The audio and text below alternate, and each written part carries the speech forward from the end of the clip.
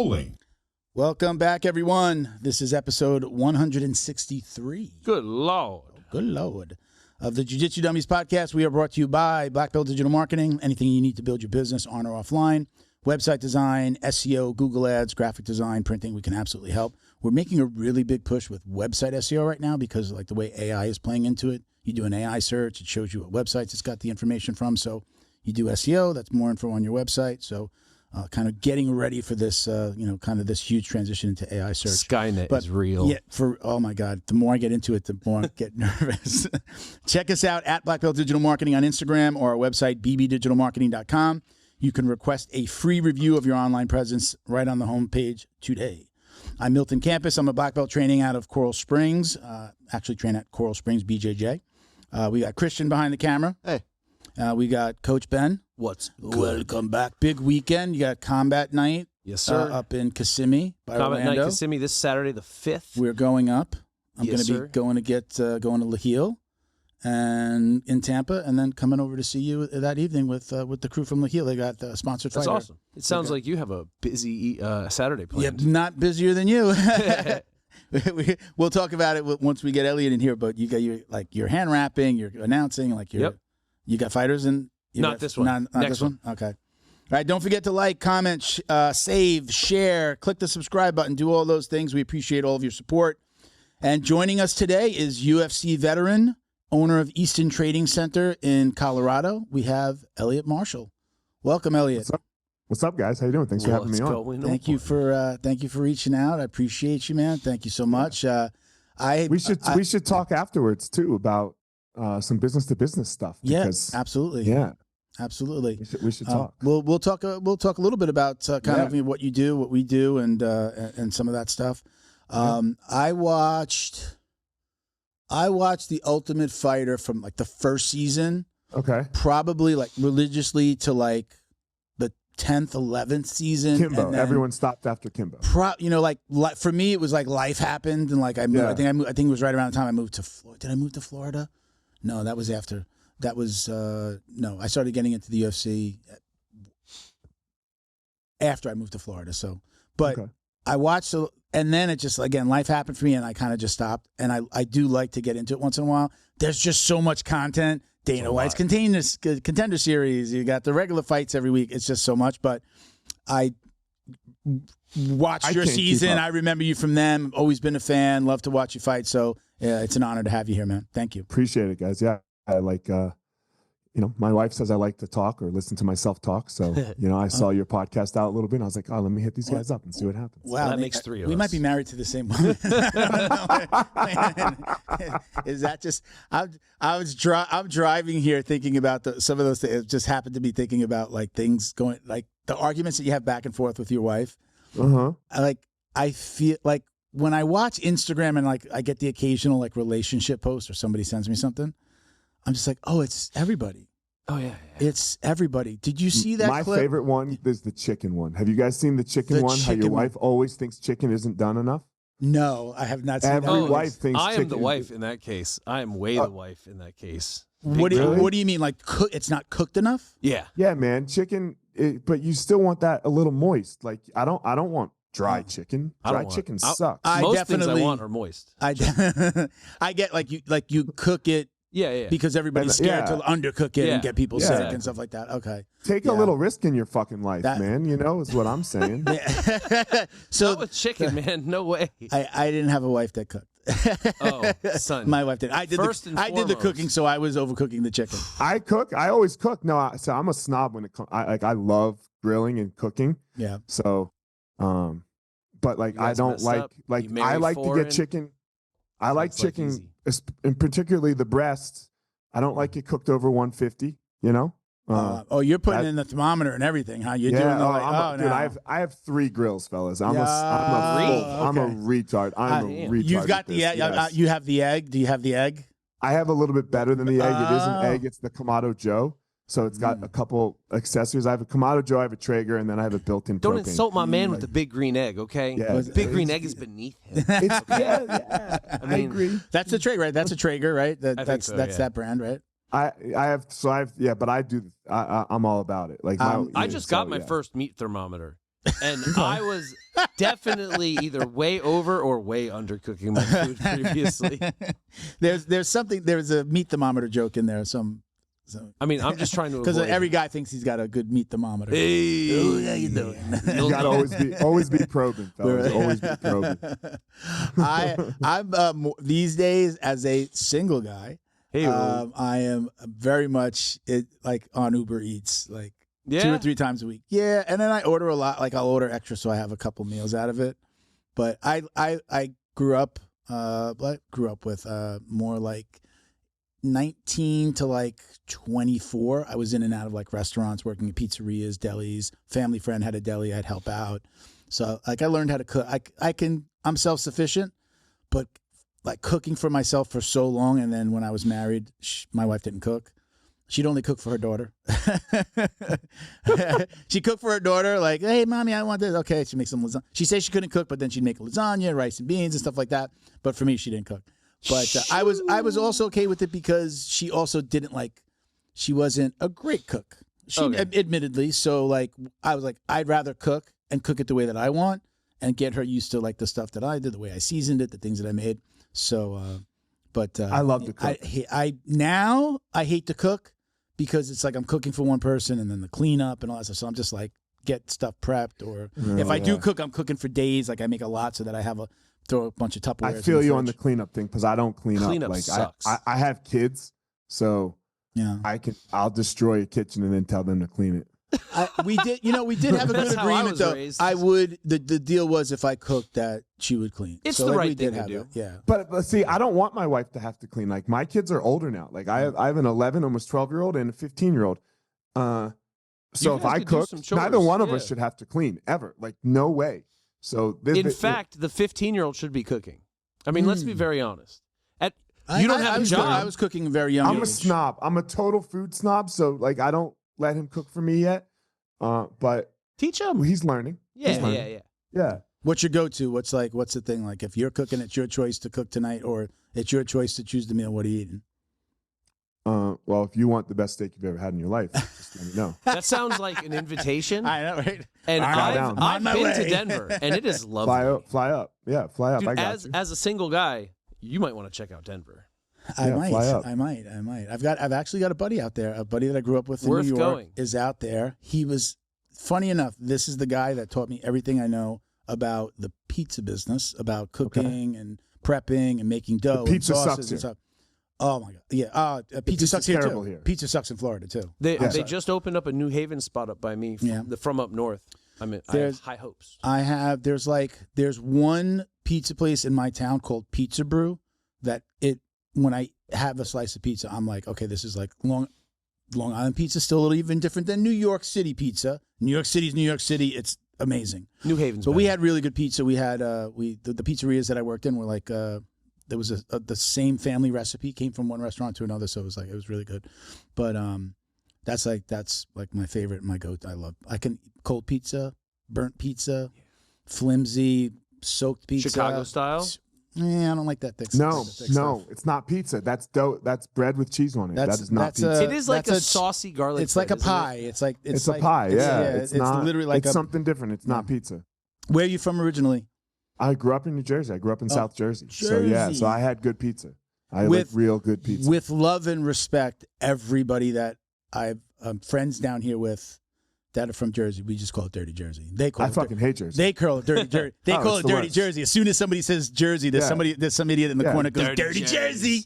But you don't. A lot of people don't even say the Jersey. It's just the Dirty Jersey. There you go. You know? So yeah, I fucking hate New Jersey. Yeah, can't stand.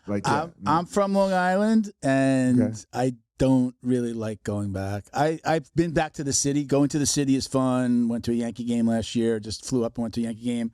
The last time I went up to New York before that was when my daughter graduated. She had her graduation and her prom the same weekend. She's 31. She was 18. Yeah, that's a very long time ago. I have not been back since that. You guys might hate where you're from, but Connecticut was lovely. The yards were green and lush. Lovely. It was so nice. I went to college with somebody from Avon, Connecticut. I have no clue what that is. A lot of money. My friend went to school there. Yeah. Yeah. Avon. One of my general managers. Now he's my COO.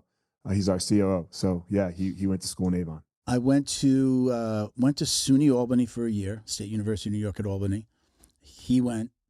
My suite mates played lacrosse. He was like the freshman goalie, starting goalie on the team, and he's like, hey, like the first month in September of the school year, it's like there's tons of Jewish holidays, so there was like all these weekends where they all went home. I was 5 hours away. They were closer, so they were like, hey, I'm going home. You want to come? And it happened with both of my roommates, but the one in Avon, he brings us to his house. We pull up at his house. It's a 2-story house. It's really nice. It's a beautiful house.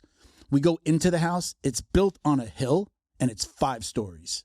Oh, Jesus. Yeah. Pool, all the way down. It's a pool. Then you walk up to like a gym area with a kitchen. Then it was the living room. Then the bedroom floor, and then lofts. Did you try to knock up his sister? No, You but you want to know who he if you know I don't know where else they have him. Do you know Betting Barn? Have you ever seen Betting Barn? It's literally like that. The dad owned that. The dad owned those and had them. I know they're down here in Florida. Yeah, there's one by my mom's house. I don't know where else he had them, but yeah, that's who my roommate was, and it was like he didn't tell anybody. He was super like.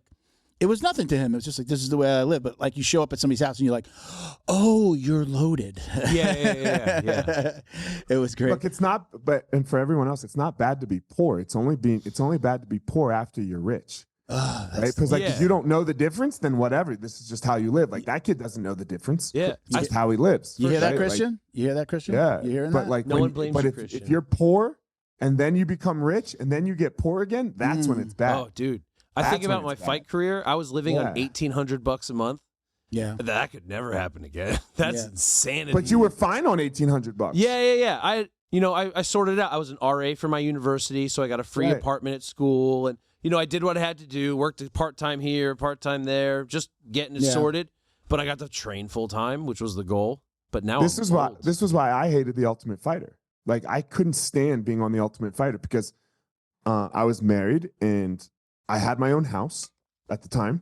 So like I had a decent house and I could eat whatever I wanted, but on The Ultimate Fighter you get like locked in this house and everyone's so excited because every other person on the show 22, like they're 22 and living in their mom's basement and they're eating ramen noodles. Yeah. And when you're on the show, like they'll bring you whatever food you want. If you ask for filet mignon, they'll bring you filet mignon. If you want like the most expensive bottle of tequila, they'll buy you the most expensive bottle of tequila. They don't give a fuck. How old were you when you were on the show? I was 26, but like I was married. So I got married young. My wife was a nurse practitioner. So we owned a house. Wow. Like, like it wasn't like this thing where I was like, like I could get what like, it's not, my life wasn't as good as it is now, let's say financially, but I could still, if I wanted to go get a steak, I could get a steak when these guys are eating peanut butter sandwiches. Right. So this was like this, oh my God, I'm not sleeping on the couch. I have a bed, beautiful house, a pool. And for me, I was like, man, I have all that. I didn't have a pool at home, but like I can do all that stuff at home, and now I'm just locked away. This is terrible. It was a bunch of dudes and. So how does that whole thing? I'd love to hear from both of you. We talked to Ben a little bit about his journey onto The Ultimate Fighter, but Eliot, like what led up to that? Like they reach out to you at that time. It was season 8. Was it like, are you putting out like a video? Are you like applying, or is it like they're going around to the gyms and asking the coaches, like, who do you got? Who's your star? Who's your up and comer? At that time, it was tryouts. Okay. Didn't you have quite a record at the time? But I skipped the tryouts. Yes, I didn't have to go to the tryouts. So I didn't have to go to the tryouts. I made it right to the next stage where they're like, I think my season, it was light heavyweights and lightweights. So they were taking 16 of each, and you had to fight to get into the house. So I made it to the state. I didn't have to do anything until I was like to the final 32. Which season were you on? 8. Okay. What is it? Nogueira? Yeah. What is it? Nogueira and Mir. Yeah. Nogueira and Mir. So at that point, then I made it through the interview stage, and then I had a really crazy first fight into the house. They completely fucked me. So I cut weight in a bathtub, and I was like, "Hey, I know what." Sorry, I know where you're going with this. Do you know this story? Was this is this when the refs confused you with the other guy? Like I don't know what they did, but first it started with my scored it wrong, and you lost, but you really won. Oh, right? yeah, they did so that. First, First it started with my weight cut. So with my weight cut, I was like, "Look, I just need a scale in my hotel room. Can you please just bring me a scale? Because you're locked in the hotel, right? Before you get in the house." Well, they never brought me a scale. And if you miss weight, it's not like a normal thing. Like if you miss weight, you're just out. So I'm just like cutting weight for a 205, which really means 206 fight, right? I weighed 197. Fuck. That's so you're bad. you're overcutting. Wait, it's so bad. Not by a little bit. By 9 pounds. That's insane. I overcut by 9 pounds. So now you say you were in the hotel. This is the fight know, to get into the house. Yeah, or but you got to know fight to get into the house. If you open your hotel door and peek into the hallway, you're on a plane to go home. Really? Oh no! I screamed help, and somebody came and got me because I was not okay. I opened the door and was like, "Hey, I need some help." Dude, they never brought me my water. Were you in there by yourself as well, though? You're in there by yourself. You're in a hotel room by yourself. So no coaches are helping. No you coach to help me. Like I was like passing out and stuff, coming back. Right? Yeah. Yeah, dude. Like, I was alone. I found myself waking up in between the beds, wrapped in a blanket, trying to maintain warmth, going, how much time do I have? Like, XYZ. And you have no phone. Yeah, bro. You can't get contact with anybody. It was terrible. So I weigh in. I'm 197. I'm trying to like hide this shit from my opponent, right? Like trying to rehydrate the best I could. You couldn't. There was no IVs, right? Because you couldn't get an IV. Like IVs were legal at the time, but you couldn't get one. So I think I got back up to like 210 probably because I was like so sick. But then I go in the fight and I whoop this dude's ass, right? I whoop his ass.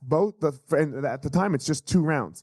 I could maybe see if you gave him the second round, like maybe.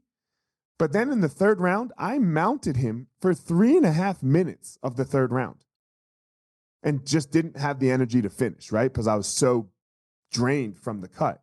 But I fucked him up. Like his orbital's broken, his nose is broken. I kicked his arm is broken. Like he's destroyed. There's just blood gushing all over his face. And then they raised his hand. Was it when they say like they got confused with the scoring? Did you guys look alike? Was it? No, they didn't get confused with the scoring.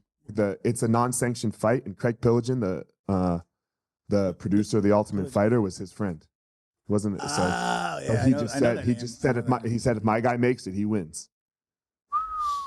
Wow. Oh, so but that's then a he real couldn't story. continue. That's not what it says. That's not what it says online. Online says like the refs got confused with the scoring.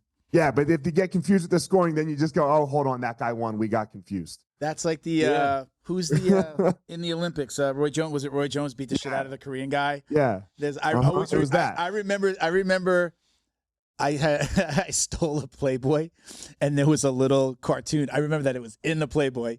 It was a little cartoon of like Roy Jones, all like not a mark on him, and then they have the hand of the Korean guy raised up, and he's all like bloodied and big. Yeah, he's mangled and black eyes, and so I'll never forget that. It was like that. It was the perfect way to describe the fight. Yeah. Same thing happened with Dean Thomas, Matt Serra. They raised Matt Serra's hand in the cage, and then they came to the room and back. They're like, hey, that was our bad. You actually won. And he goes, take me outside and raise my hand. Did they? I don't remember, to be honest. No. Yeah. So, like, look, I went outside. They're like, can we do anything for you? I was like, yeah. I mean, I'm out. Like, am I really out? Are you serious? And they're like, yeah. I was like, well, just give me a fucking Coke, you know? And then he had to go to the hospital, obviously, and he couldn't continue. So Dana brought me back. Because so technically, you just won your spot. I mean, it was like you still won. Yeah, he couldn't fight. He couldn't fight. His orbital's broken. His nose is broken. Everything's he was jacked. Because it was a non-sanctioned fight. It didn't go on your record though either, right? It doesn't go on your record. It sits there and it just says exhibition, but not in the final tally. Do they still do that like that? You can't search it. You cannot search any of the fights that happen. My Ultimate Fighter fight is on my record. Yeah, as an exhibition, but not in the final tally. Is it still like that, or are they sanctioned fights now? Has it evolved to the point when they fight? Here's the thing: they're not paying to fight. They're not sanctioned. So they're not sanctioned. They're sanctioned fight. The commission is there. Yeah, but they're exhibition. But they're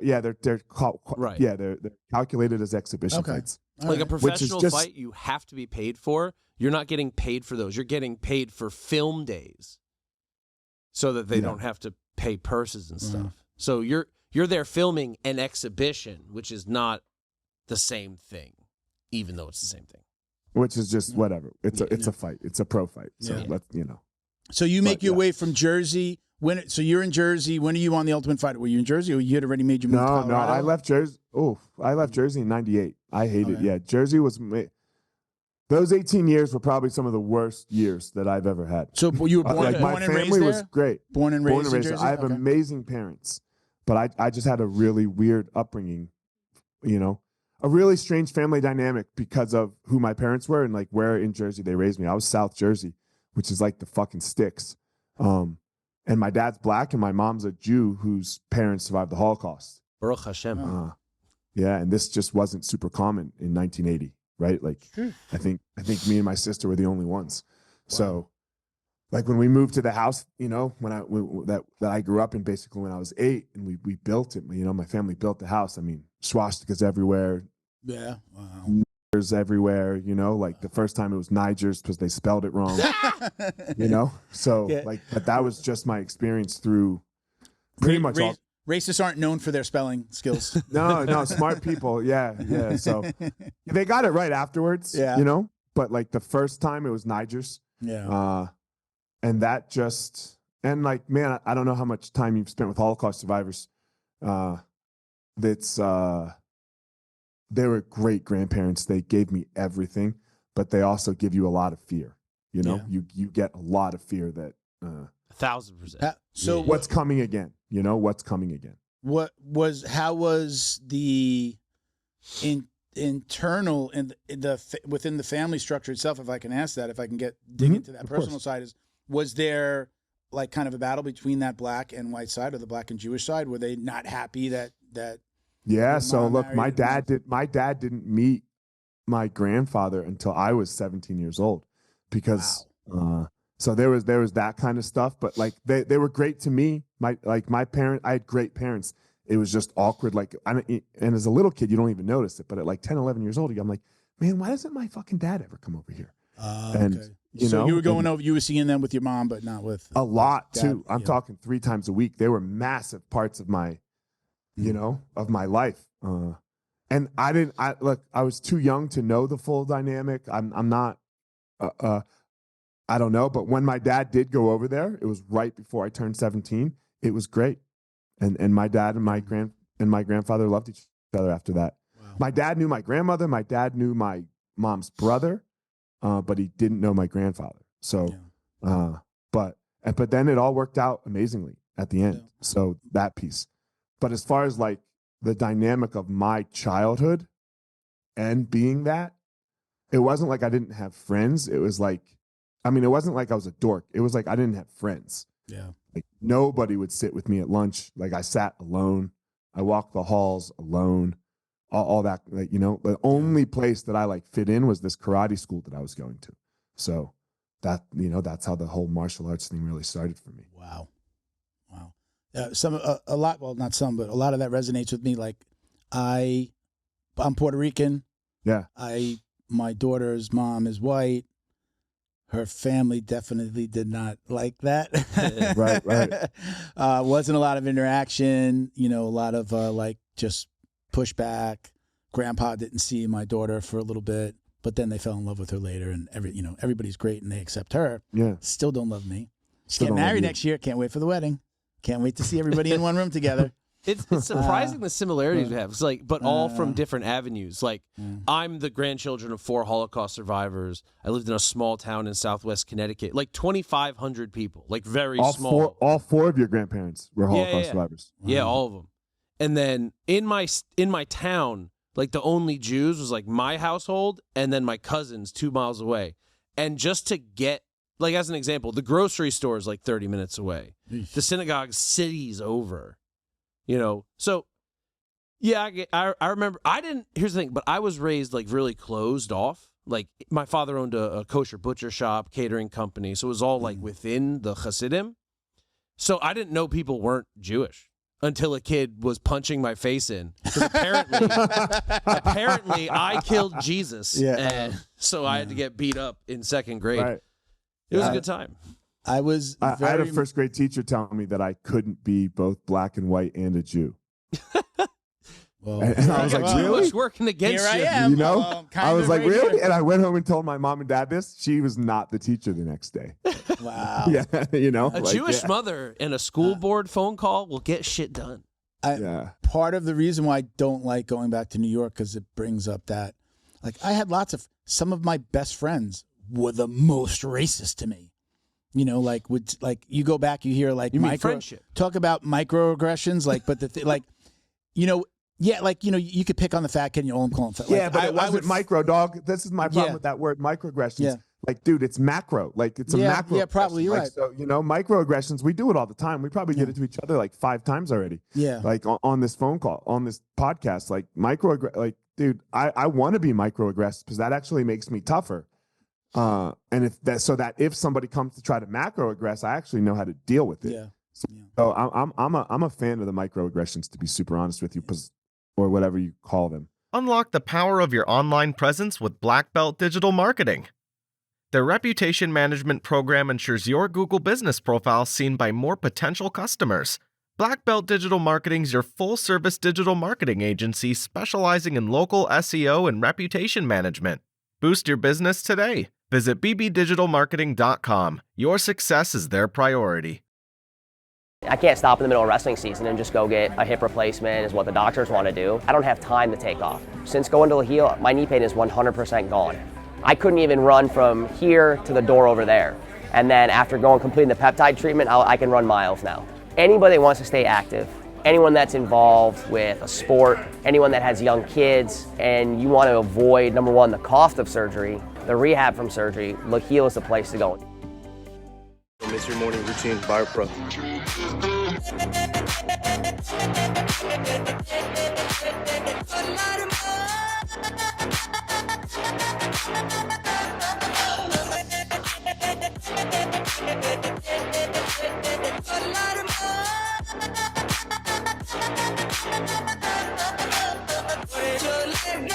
Special thank you to the crew over at Flow and Roll for all their support. Flow and Roll is renowned for their incredible no-gi rash guards, shorts, and leggings. Flow and Roll has quickly become the premier custom apparel provider for academies big and small throughout the United States. Reach out today to discuss your custom order and ask about their incredible pre-order program. You can send an email to flowandroll@gmail.com or visit their Instagram at flow_n_roll and shoot them a direct message. And yes, they can create an awesome custom gi for your academy as well. Visit flowandroll.com to check out their awesome designs, and remember, you'll get 20% off your purchase of t-shirts, rash guards, or gis with code JJD. Well, I mean, I remember thinking back, but as I'm thinking back, like you know, as kids, we hone in on each other's weaknesses. So like, if that kid's the fat kid, like one of my friends who, again, he was my friend. He would say, like, make a Puerto Rican joke or say something like dirty Puerto Rican, like that was just like a thing, or say spick. I would be like, well, you're fat. Like, and then I would just hone in on the fat, right? Mm-hmm. But so it was just kind of like, he knew that I hated that, and that would get me heated versus him saying anything else about me that wasn't race related. Mm-hmm. And then I would, you know, hone in on the fat, and then he would stop because now I'm just making fun of him because he's fat, you know, and you know, so like we would find each other's weaknesses. It's just that when you're talking about somebody's race, like it digs a little deeper than telling me I'm ugly.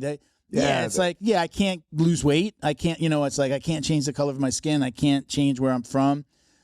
So I have a lot. Even I have friends from New York still, and some those I've had to have discussion with them. I'm like, you know, dude, when you kind of say that, there's a place on Long Island called Center Reach, and my buddy who is in real estate up there, love him to death, and he calls it. It turned into Center Rico.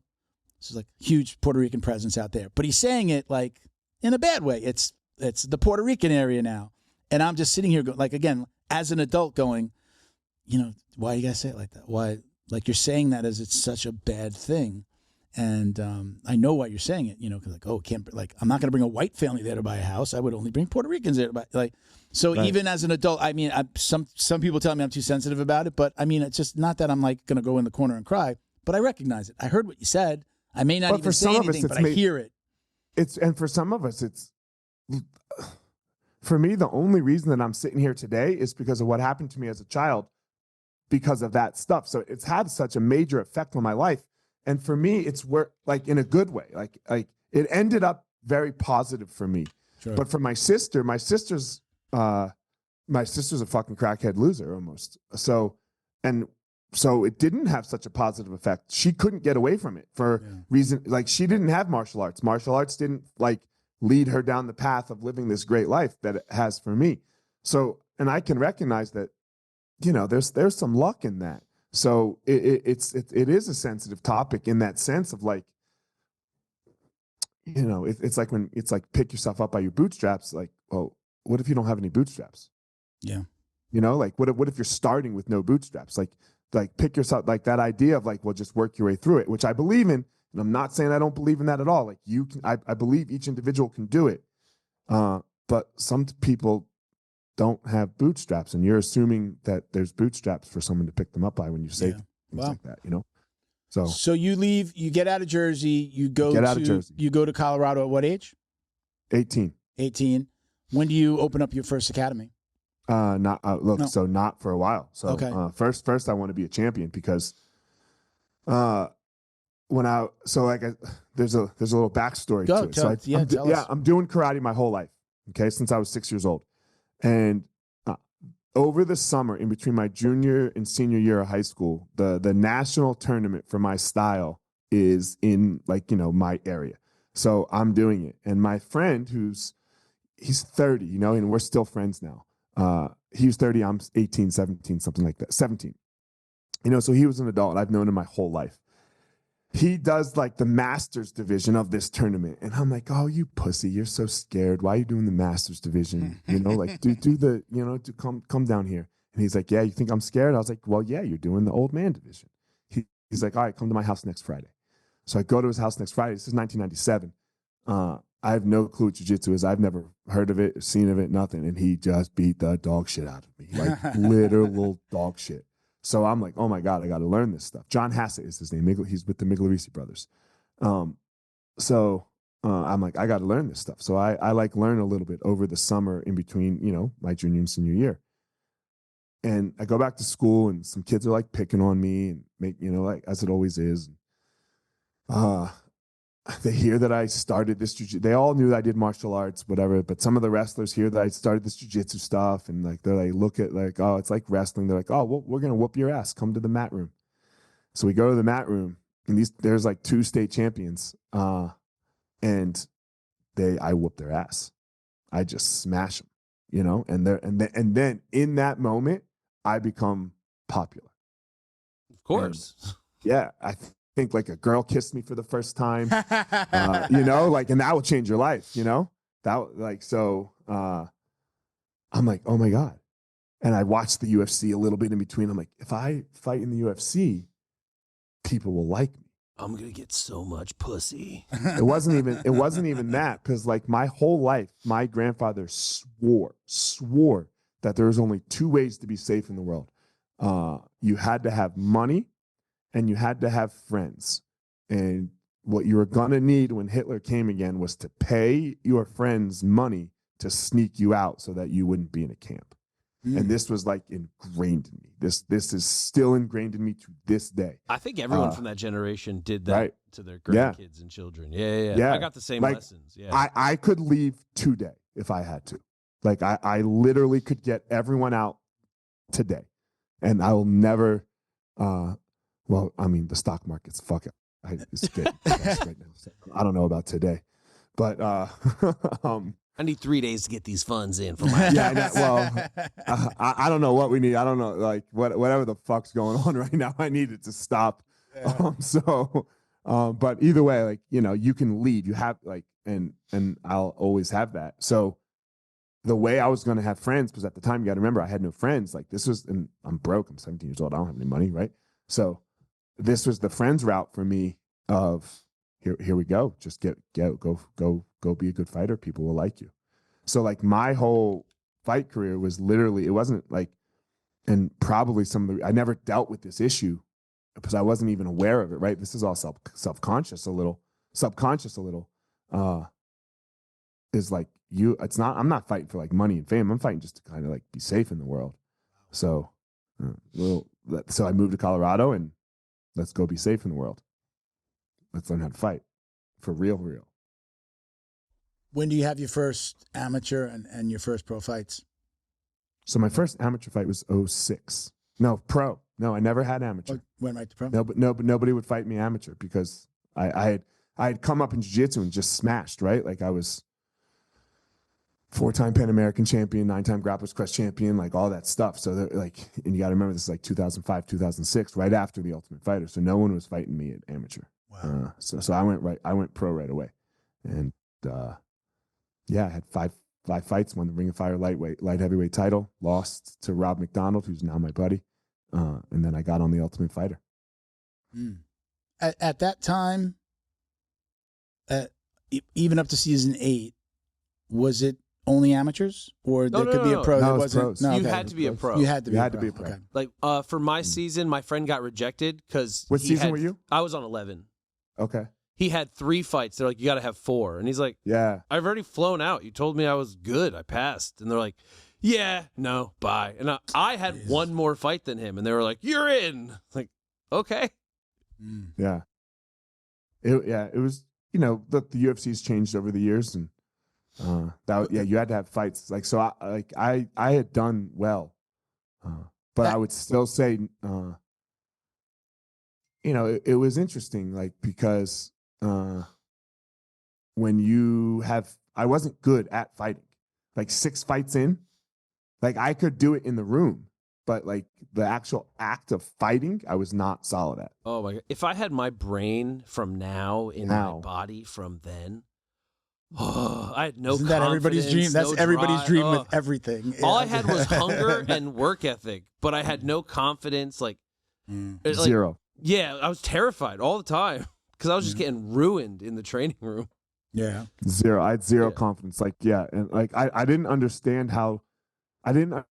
what it meant to let go. Like, I what do you mean let go? Like, how do you let go of a result that you really, really want? Like, what? That's stupid. I really, really want to win. Like, how do I let go of that? But the idea that you can mentally do that, like, it's kind of like, for me, the nice part is like I've taught my kids how to, my oldest son, you know, because he's old enough to understand.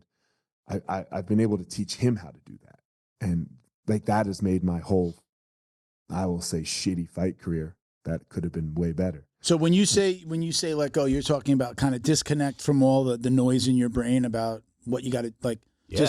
Just like let go, like get yourself in like an autopilot. What is almost, a flow right? state? What is a flow state? What does a flow state really look like, and how do you do it?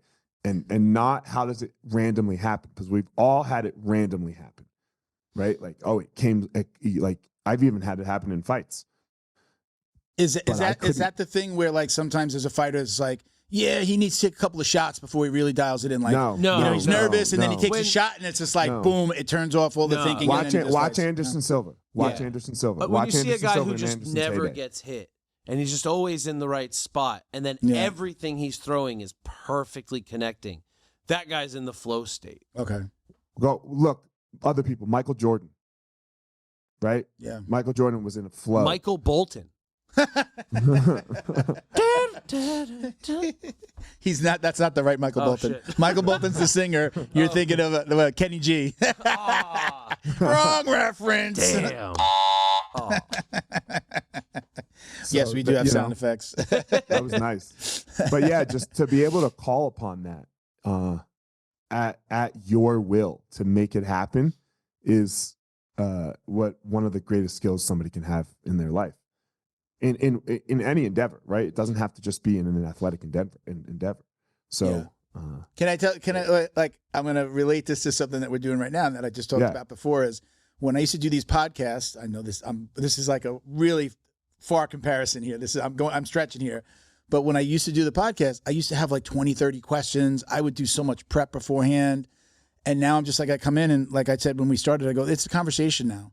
So it's just like in this little world, I've gotten away from like, okay, I got to ask him this question. I got to make sure I ask him this and this and that. And I'm just like, fuck it. Let's see where the conversation goes. I come in and we're just having a conversation. In a flow state, you're not trying to control any outcome. Yeah. Yeah. It's your 10,000 hours. Okay. I like that. That's a good way to, that's a good way to put it. It becomes natural. You're just sitting there doing what you do best in each and every single moment, right? Like I have no thought right now about the sentence that I said last sentence. Yeah. because that's not you're not in the present. You're not in the flow state. Like you're only concerned with like this word. Yeah, I used to be like, oh shit, I gotta go. We didn't really get the full answer there. Oh my God, I interrupted him. Let's get back to this. And now I'm like, yeah, whatever. If it comes up again, it comes up again. And again, it's just like the best feedback that we ever got on the podcast, I've probably said this a million times, is just that people would comment like, when I'm listening to you guys, it's just like I'm sitting with my friends after practice, or we go get a beer and we're talking about jiu-jitsu and MMA and the UFC. It's just like, I feel like when I'm listening to you guys, I'm just like another person in the room, and I'm like, that's what I like. Those are the podcasts that I like, where it's just like I feel like I'm in the conversation. That's when Rogan was the best. Yeah, that's when Rogan was the best, right? Yeah, is when he would just like let it flow, and let it, and like not have an agenda around any particular podcast. I've been listening to him a lot this week, but I'm notorious for only listening to him with comedians. And the MMA stuff.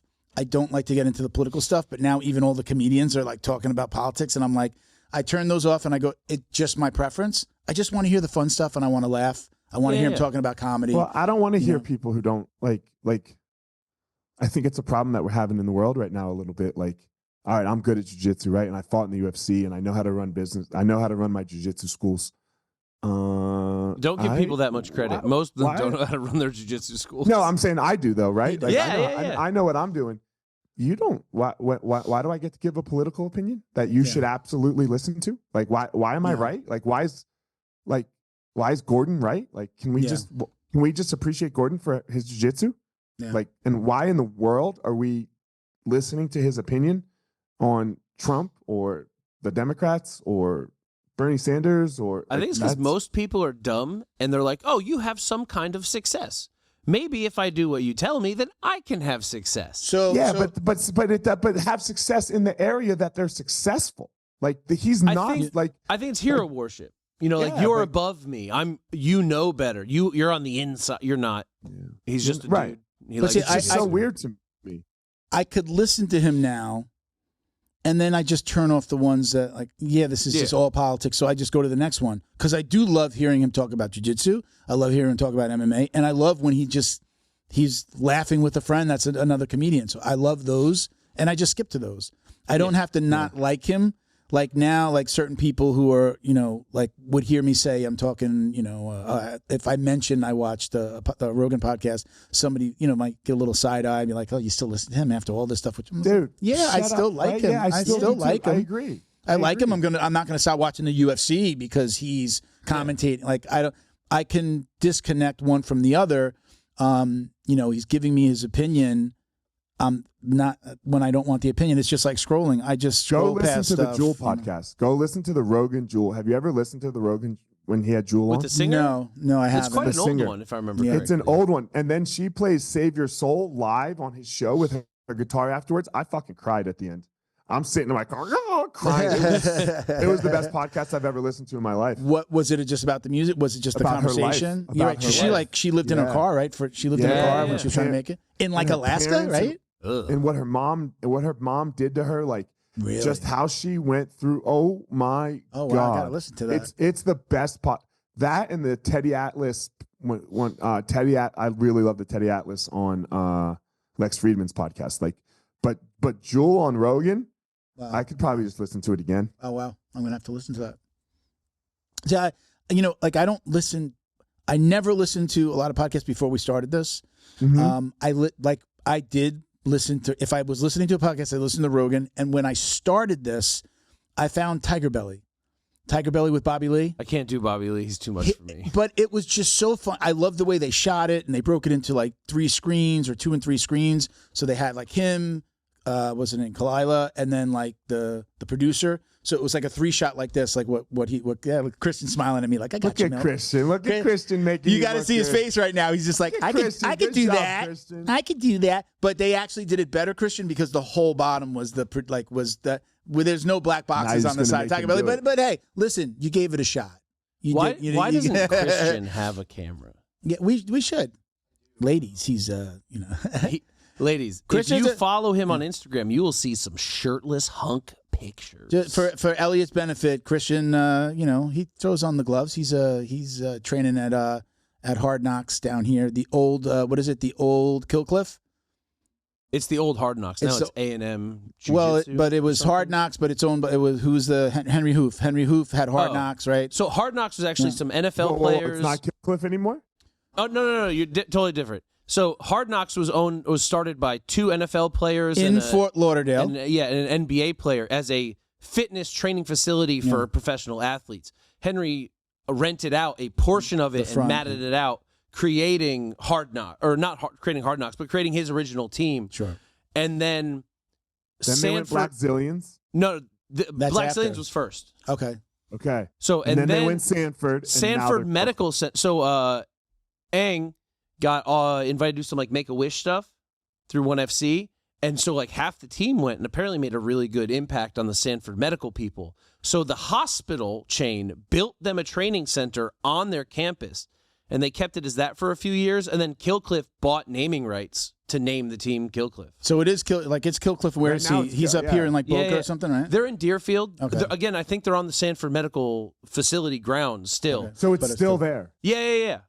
Dude, Henry Hoof fucking kills it with this stuff, man. He until recently he was on the lease at the old Hard Knocks, and now Drew, a friend of the show, a former co-host here and there, like he co-hosts with us. He was just on the last. That was the last episode, right? Last episode or 2, he was on. He has A&M Jiu-Jitsu, so he has that front portion now. He's on the lease, so like that's his section. But it's part of like this big. I don't know if you've been down to Florida at all, Eliot, but it's like part of this big extreme action park. There's like car racing. They do, there's a basketball court in the back, and they actually do, this is where Arte Suave, at least for Florida, this is where they would do the South Florida events. Yeah, I tried to rent the back area. They don't do that anymore. New owners. So, but my point was I was giving Christian some love. Christian gets in the ring. I always like to say the first time I met Christian, we're doing the podcast, he's like, hey, they put us with him, the Jiu-Jitsu podcast. Why wouldn't they put us with Christian? He didn't say that he trained at all, and then like, I follow him online, and he never mentions it, and then like online it's him shirtless with gloves on, like his profile pic is him in the ring, and I'm like, oh, you little bastard, Hey, do you want to shout your OnlyFans out, Christian, while people are listening? What's your OnlyFans again? Yeah, you should, Christian, you should, man. But yeah, look, Christian, we got to get a camera on you. The ladies would love you. I mean, our viewer count. I mean the hair. I mean the hair alone. I mean, just look at that coif. I think the guys would actually. I think the gay population. That's even better though. That's even better. I think it would be more popular. Way more money. Girls don't spend money on OnlyFans. Facts. Guys do. OnlyFans, yeah, that's right. But do some feet pics, man. Throw some feet pics on get yourself on Feet Finder, bro. You don't need this job no more. I forgot where we were going with that, but okay. So let's get back to Eliot. So Eliot, where did we leave off? So look, I have a career. Yeah, I do my career. Doesn't go how I want it to, like as most people's professional careers happen, like in sports. Yeah. Like I'm not a world champion. I'm not a millionaire because of fighting. But again, like some of the luck of my life, I didn't have any downtime in between my last fight and what I was doing next. So I the whole time that I was fighting, ever since when I was a kid at 13 years old, I learned how to teach martial arts. So I've been teaching this whole time. And when I retired from fighting after my last fight, it was a Saturday. On Tuesday, I looked at the building that the Denver school is now in, and I ended up buying that building. And then we blew up the Denver scene, 10,000 square foot building. And then it worked. And then I bought a building in Boulder. Did it again, it worked, and the schools that we put in are with my business partner, who was my teacher at the time, Amal Easton. So Amal was my teacher. We were, I was learning from him. He had 3 schools, I think, at the time. I bought into the Denver school, bought the building, boom, made it work. Did it the same thing again with Boulder, and now here we are. There's, I'm sure you're going to ask me a bunch of questions about like the in between there, but now, we're 8 schools, 4,000 members, 240 employees. Wow. A consulting company to go along with it, where we help other schools with their school. I own my kids' AAU basketball program now. I own a basketball facility. So, a nonprofit to help, you don't have to be a minority, but what ends up being mostly minority kids, pay for basketball. My wife and I have a kid in college that's like, we have a couple adopted kids, kind of. One of them's in college. That, I've had just the most amazing, lucky life that anybody could really ask for, I guess I would say. Wow. And look, when I say luck, and everyone gets all mad at me when I say this luck thing, my thing that I really loved, martial arts, it boomed when I was ready for it to boom, right? And I had worked really hard, and I built all these skills around it on the business end, on the teaching end, on the actual doing it end, and it boomed. So therefore, I could go. I mean, it didn't boom. I'm not Dana White, with the boom, but here I am. I get to sit on a podcast, at 11 in the afternoon, and I could do, and my thing works. We have a CEO, we have a COO. Those, our CEO probably makes a couple $100,000 a year, stuff like, so like we. So you go back to the luck thing. You said people don't like it when you say that you got lucky. People don't like, you worked hard. Yeah, I worked hard, man. But like a lot of people work hard. You tell me that, to get as controversial as possible. You tell me that Mexican guy that's crossing the border right now, trying to save his family, is going to work the next 20 hours and like he'll do whatever to just feed his kids. You're telling me I work harder than him? No, I don't. Mm-hmm. Like I'll just be straight up honest. I do not. No, I don't even come close to working as hard as that guy. I've learned how to I've had the fortune to be able to work at this thing that I love, that I absolutely love doing. And it paid off, and it went just nuts, right? The industry went nuts, and I was ready for the boom of our industry. So there's that saying, what is it? Luck is what happens when timing meets opportunity. Preparation meets opportunity. Something like timing or preparation meets opportunity. That's what it. Yeah. You were in there. It was. You were ready for it. The boom happened. There's a little bit, you could have been prepared and it been at a totally different time, right? You could have been well prepared, but then of course the timing worked out. So like we do get lucky. Bill Gates, Steve Jobs, all these guys, right? Like you're telling me there wasn't a guy that was as smart as Steve Jobs and Bill Gates a decade sooner. Of course there was. Yeah. Right? Of course there was. It didn't happen. Things needed to align perfectly. And you don't have anything to do with that. I had nothing to do with the boom of the martial arts, in particular, like mixed martial arts, jiu-jitsu, Muay Thai, kickboxing. I had nothing to do with the boom of the industry. I just rode the wave. And I have great people around me. Like our staff, man, like our CEO, our COO, our guys that like, and I guess that's what I've done well is those guys love me. I love them. We have built this relationship together, and we work really well together. So, and that's work, right? I'll say that's work, but like for me to like take all the credit here, come on, man. Yeah, I never compare myself to the guys when I'm like driving down the highway and I see those guys out there like shoveling asphalt and like in the heat and it's like 90, 100 degrees in Florida. I'm like, yeah, I'm fucking lucky, man. I'm lucky to come on here and talk, or to sit on a computer in the AC and talk about marketing with people. One of the things I wanted to ask you, or right before we got on the podcast, I was talking to a very lovely young man, and we started to talk a little bit about diversification. Like, you've got so many things going on, and my advice to him was like, don't put all your eggs in one basket. Talk about that. You've got your training programs, you've got your gyms, you've got the nonprofit.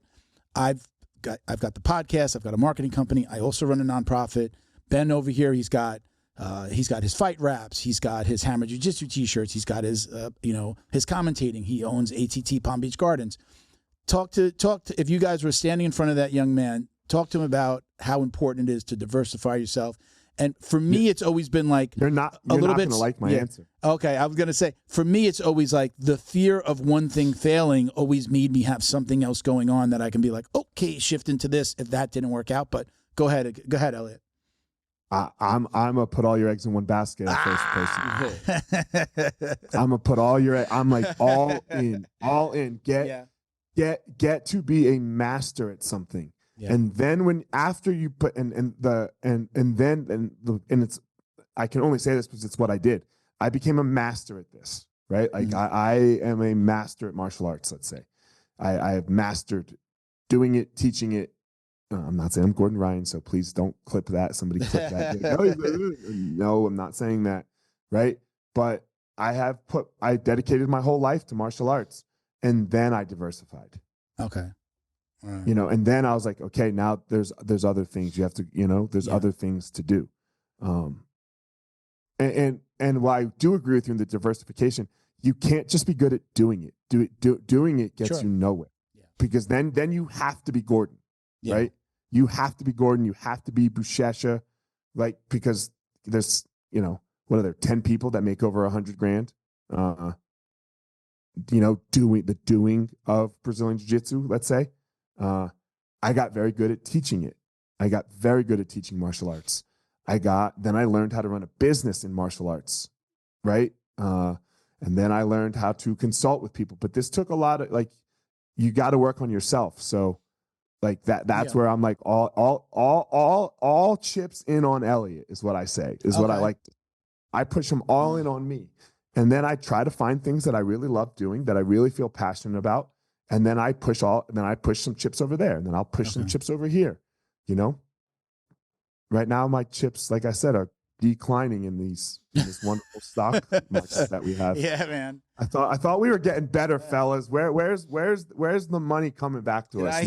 Did I hear like this could be going on for 2 years? Is that what Trump said this morning? It takes time, you know, trends. Like 2 years, I won't have any money left if it's 2 years. I might be misquoting, but something along the lines of like we could have to, something along the lines of we're going to be in pain for as long as 2 years with the tariffs and just like getting everything. If that's the case, you're better off selling all your stuff, moving to Costa Rica, Taiwan, Thailand. If you're a big dog, you go to Laos or Cambodia, and then when it blows over, you should still have the financial bearings because you did not spend it living, you know, via the U.S. standard. You instead did it in a second or third world nation. So when U.S. is on the comeback, you can go, I'm up in here. Look at all this money I got building my shit. I'm, knock on wood, at least for right now, like at the beginning, after the election, we lost some accounts.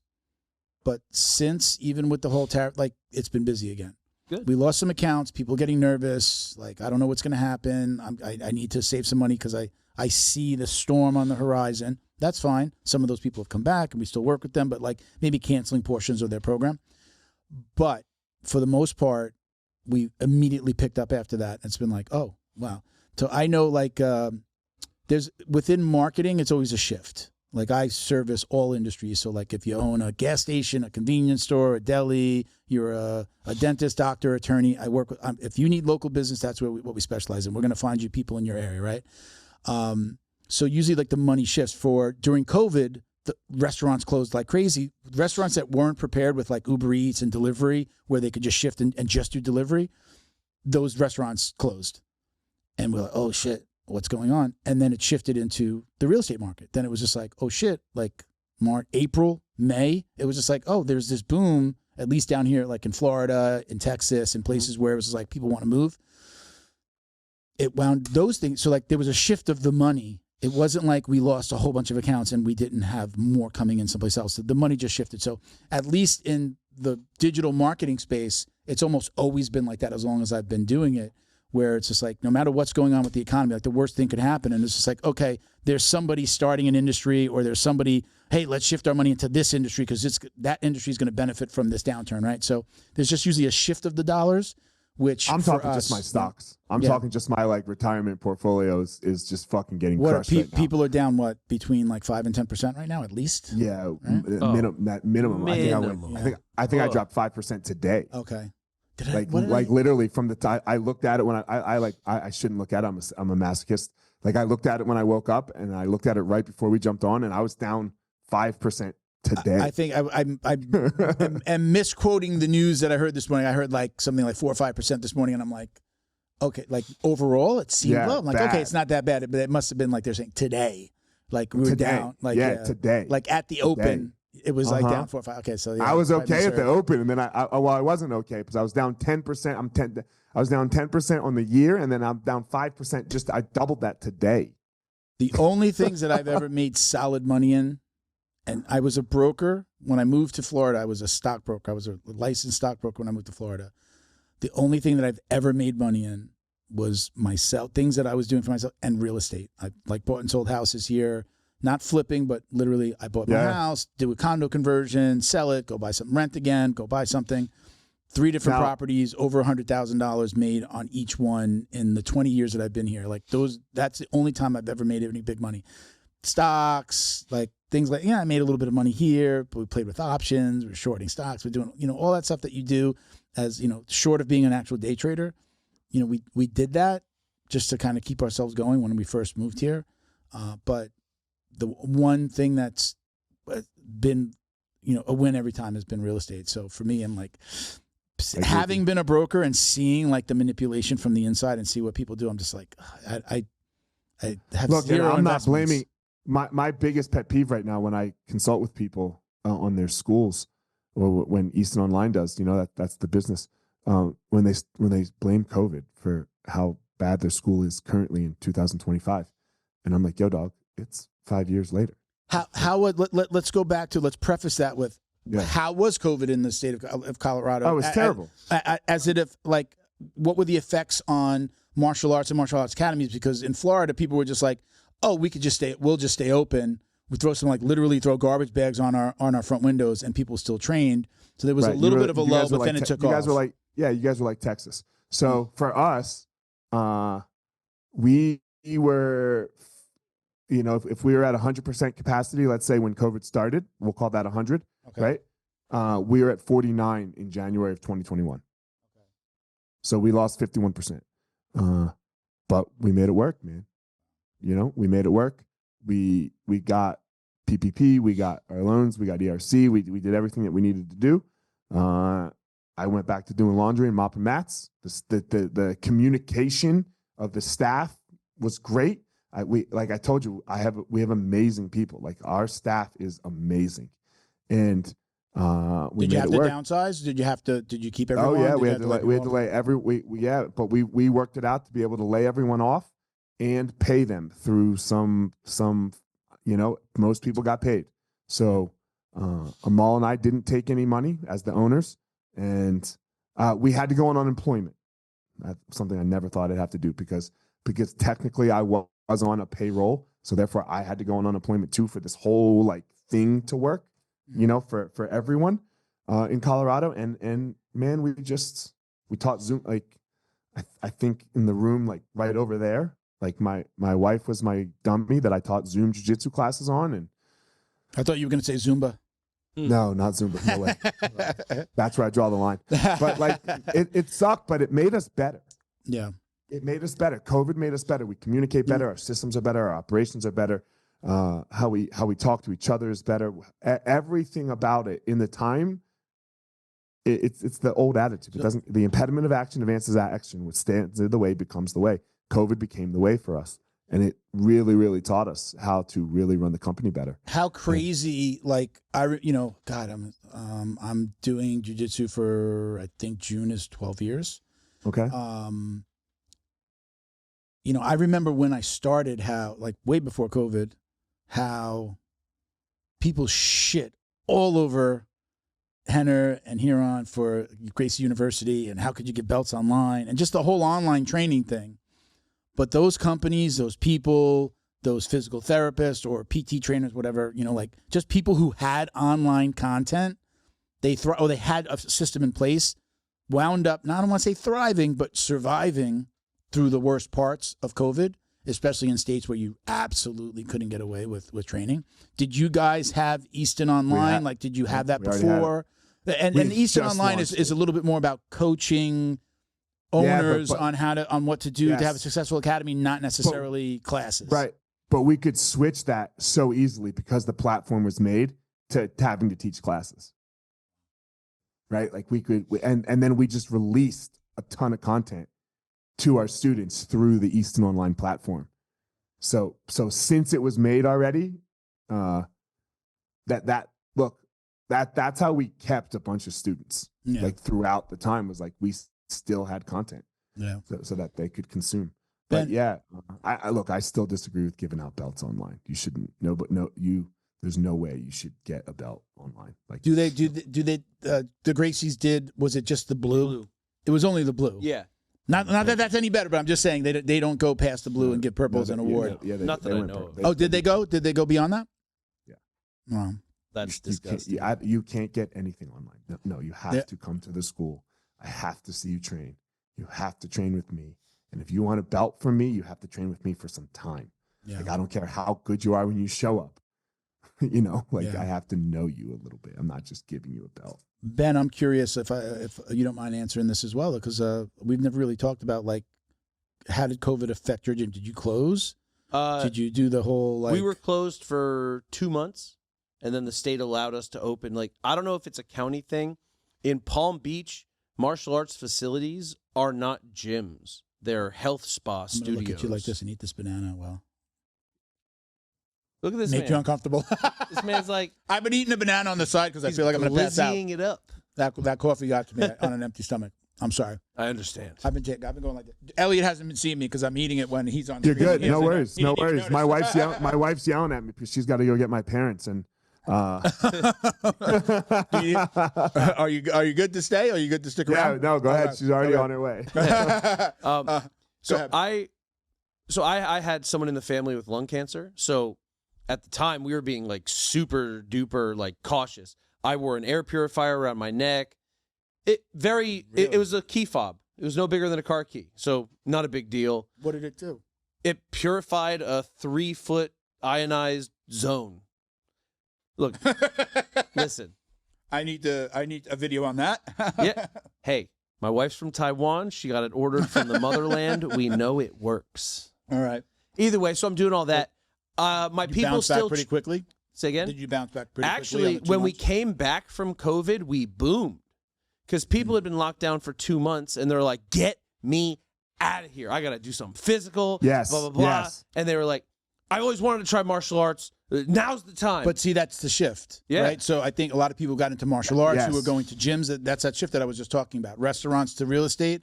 It was a lot of gyms to. I had an LA Fitness membership for decades. I killed it at the beginning. I can't go. I'm not going to pay them. And then, I was already doing jiu-jitsu, but then I've only ever done jiu-jitsu. I've never paid for I've had, gyms at the house, and I put mats in my garage. Like, I did all that. And then I had like a community gym, whatever. Like right now there's a gym in my building. So I've never paid for it again. So again, that's the shift. That's exactly that. Like, that totally happened. That totally happened but that has also died off now. Yeah. Oh, 100%. Yeah. One thing COVID did kill for me was, as a gym owner, you'll understand, like, a retail culture. I was doing super good. I was doing like 30% of my monthly income off retail before COVID. And then COVID hit, and I haven't had a retail culture like that since. And I did nothing. So what changed? Are you doing online? I do have an online store, but the purpose was more for my students to be able to get like old prints. But then when I'm out there, I might as well push it. I got to rebrand the site though. Our retail boomed because everything we do is pre-order. Like, so we create these pre-orders and we email it out to our email list of students.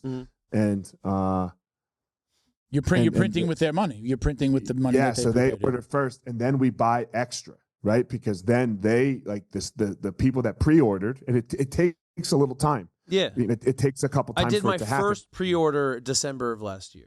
Yeah, so look, give it a year. In a year, watch, because then, especially if you're making really cool shit, like if people like it, and then the students are like, they see it, and then they're like, oh, where do I get that? And then they go to the front desk and they try to buy it, and you don't have it. Like, it's actually kind of nice to not have it, because then it's like, hey, look, you got to pay attention to the pre-orders. And then you do the pre-order thing, and then everyone jumps on the pre-order thing, and then you just buy like 10% extra now on top of that, but you have to run out. It's like barbecue, dog. Like, if you go to a barbecue restaurant that like is open all day and you can get brisket all day, that brisket's from yesterday or the day before.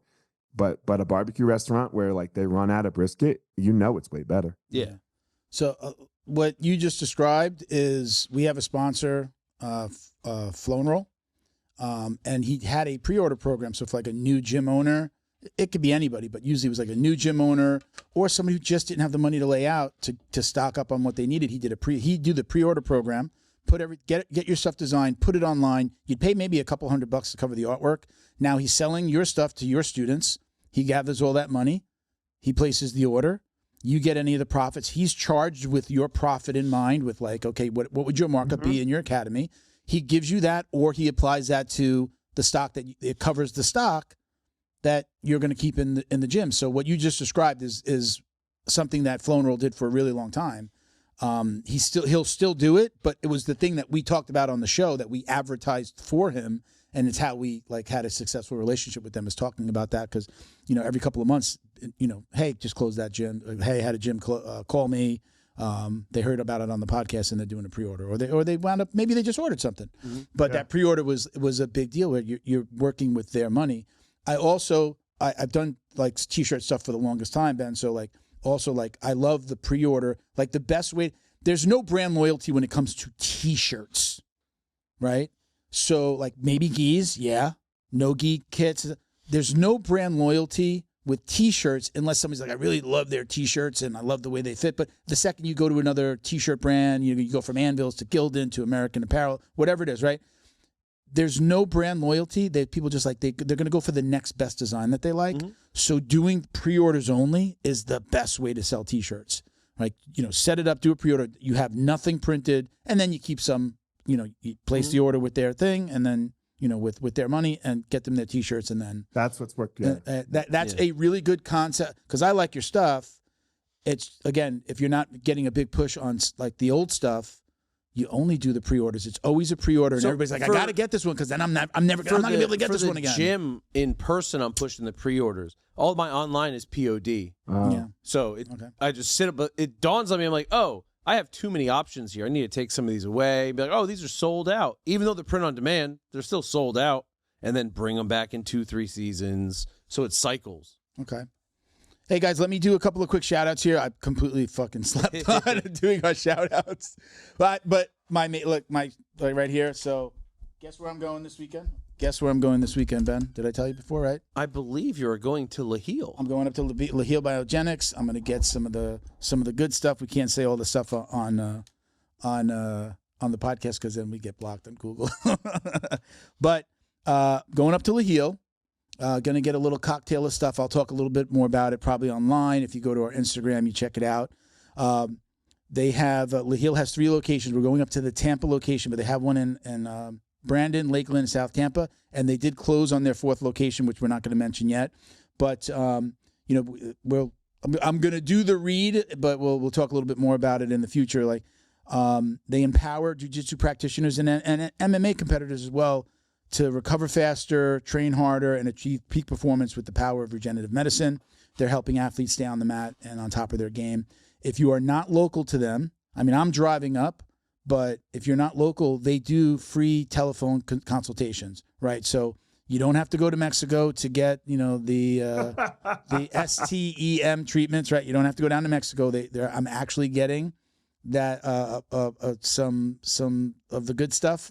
Some of the STEM cells this weekend. You can't say that. Google will block you. They'll fuck. Yeah, you'll see that we'll get, like, we literally run ads, and they'll block the ads based on some of that, on some of the words that we say. Put it this way, like, you used the N-word earlier in the podcast. The last time on the one that we were talking about, A&M, he said that, and I got the first time I ever had the alert on the ad was something to do with, like, I don't know if it said racism. I think it said something like racism. And I'm like, oh, when Drew was talking about the N-word, how the people on the island that he's from were considered the N-words of what was the country? It's like off the coast of South America, like off of Brazil. He basically used that, and I'm like, wow, first time we ever got that. And immediately I was like, I remembered when he just blatantly said it. No. We get past it by you continue to submit the podcast, and usually if you can get, like, so much of it's AI, if you can get human eyeballs on it, if you push and put it through enough and I'm a half black guy saying that somebody called me that word. Yeah. So I'm not calling somebody else that word. Yeah. When we resubmit, it usually takes, but sometimes I'll be resubmitting the podcast for weeks, and then you could see not only like we can't advertise it, but then just you just see the organic numbers are lower. So anyway, like I'm real careful about it, but I'm wearing a Leheal. You can see what it says on the shirt. Going up there for treatment. They're going to take care of me. I'm super excited. And then while we're up there, we're going to go. Ben is doing a combat night. Ben commentates. I don't know if we told you that before, Eliot. Ben commentates. So he's a commentator. He's a jack of all trades over here. So he's going to be commentating. So he's going to be doing. I'll let you explain. I'm one of the top 100 cut men in the world. Out of what, 105? I'm ranked. I always do that too. Like they just have organizational, like your union or whatever. So I'm in the International Cutman Association. I am a commentator. I'm a 3rd-degree black belt veteran, and not military veteran, like MMA veteran and coach, gym owner. I do a lot of stuff. Yeah. So he's got fight tape. You see this fight tape? I don't know if we should have you check that out, Eliot. Check this out. He's got his new fight tape brand here as well. So okay. Gauze tape. I'm trying to get out of MMA, guys. As soon as Drew Dober and Miranda and Maverick are done, I'm done. Most of the guys that have the kind of success that you have with having so many gyms, they've diversified into real estate and like becoming the entrepreneur more so than the technician and the manager, and really like breaking off. And the older we get, I like training, but I don't want to be on the mats till 9 a.m. I wanted to ask that question, Eliot. Do you? I'm in my mind, like you're not going to be doing the fights, but you're still going to be offering MMA classes, right? Oh, yeah. Look, how important is that diversification of the classes? Like, I kind of feel like sometimes I tell people when they're opening a new school, I'm like, you're just doing jiu-jitsu. I feel like there is a timeline on that. Like, there's going to come a timeline because MMA is the new karate, right? Like, learning wrestling, stand-up, Muay Thai, right? Like, knowing all of those stuff is the new karate or is the jiu-jitsu of 10 years ago. Like, people want to learn everything. And are you limiting yourself by just having a jiu-jitsu academy? What is your thought on that? I don't think Am I completely off base? No, yeah. So you're not completely off base, but we offer it. So we all of our schools have jiu-jitsu. 7 of our schools have jiu-jitsu and Muay Thai kickboxing. Okay. So I believe that we are believers in both programs. I think jiu-jitsu will always be able to stand alone on its own. Okay. I think it's harder for Muay Thai. As a standalone. No, we have a great. It depends on. I take that back. It depends on what you do. It depends on how you run the school. So, like, if you want to run the school like a business, then it's going to work and run like a business. If you don't want to run the school like a business, then it's going to struggle. And I'm just a believer of that. Like, like for example, our Denver school, we have 900 members. So, and it's 50-50 just about, like let's say we have 200, let's say we have 100 kids. So 800 members, it's 400 people doing Muay Thai. It's 400 people doing jiu-jitsu. And then how many doing both? Like then there's a crossover of 100, 150. Okay. I used to say down here for like, especially my old school that I went to that I no longer attend. I went there. My very first school was, we did Monday, Wednesday, Friday was gi jiu-jitsu. And then we called Tuesdays and Thursdays was MMA, which was usually an hour of like just kickboxing. We had a Muay Thai coach. And then the second hour was let's put it all together. And it would be like live sparring, start on your feet. If you take them down, continue with your jiu-jitsu. That was Tuesdays and Thursdays. Great day, super fun, a full hour of sparring and rolling. So when I went to my second school, I was like checking them out. I'd sit in the car and at night you could just see in the academy. So he had a stand-up class and he had jiu-jitsu. I'm like, okay, this is where I'm going to go. And then I went and they killed the stand-up program. And I was like, so I didn't do stand-up again for the last 8-9 years, which completely, so I hate that I didn't maintain that. But it was so close to my house, literally like one full minute in the car from my door to the academy. I should have walked. My fat ass didn't want to walk. But I went there. It's like so close. I'm like, maybe they'll add the stand-up again, or I'll find another place to do stand-up. And then I just never did. But I would tell him, I'm like, if you want you're having success now, but long-term success, you need to diversify the skills that you're teaching here. And he never did. And now he's struggling. I think jiu-jitsu is always going to stand. Yeah. Okay. I think classic jiu-jitsu will hold true for sure. Yeah. I think you can't do jiu-jitsu without no gi. You got to have both. Yeah. No. So, but you're going to, you can't, when I call jiu-jitsu, I'm saying gi and no gi. There's like you are going to have you're going to have a difficult time just having gi jiu-jitsu. That I can see dying. Okay. If that's all you tried, if all you had was that, but because no gi is kind of where it's moving 100%. And it feels like MMA. I don't think most people want to do MMA. Some young people want to do MMA, but most people 27 and up have no interest in doing MMA, in my opinion. They want to maybe hit the bag and punch the Thai pads, but most people don't want to get punched in the head. So much fun. Yeah, but it's got big consequences. Like I can't even take a shot anymore. Like I can't spar. Yeah. If the risk is way too high for what will happen possibly. So I just don't think that's, in my opinion, jiu-jitsu is the outlet for people that don't want to get punched. And if you do good, if you go to a good Muay Thai school that has a curriculum, we can get into this, of what a good school, in my opinion, looks like. But if you go there, tell us. I think good schools start first with a great front desk, where it's welcoming and there's processes and systems. Everyone who touches the door gets noticed, whether it's on the way in or the way out. First and foremost, a good jiu-jitsu school has some values that it stands on, of what they stand for, and they're known. Like what are your core values?